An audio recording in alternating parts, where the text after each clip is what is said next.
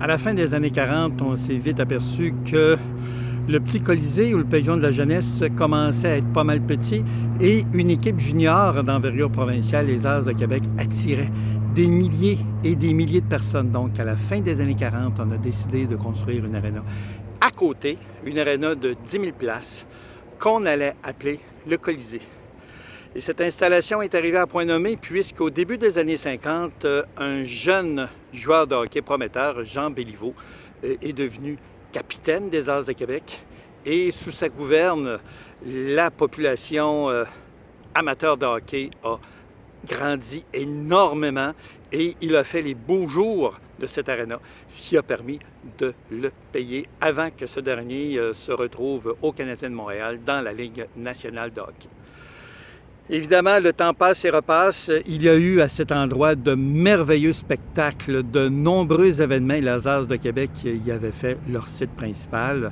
Arrive une extension et les Nordiques de Québec deviennent équipe de hockey professionnelle de la Ligue nationale de hockey.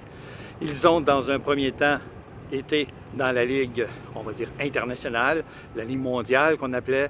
Ils ont gagné la Coupe AFCO. Et par la suite, ils ont embarqué dans la Ligue nationale.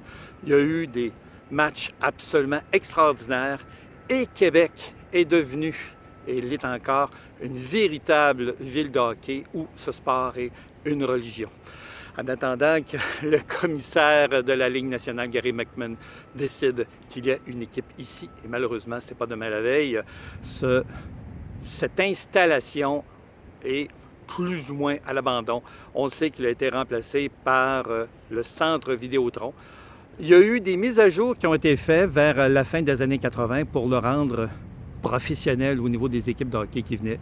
Et aujourd'hui, on lui donne un entretien minimum et il sera déconstruit, voire démoli dans les prochains mois.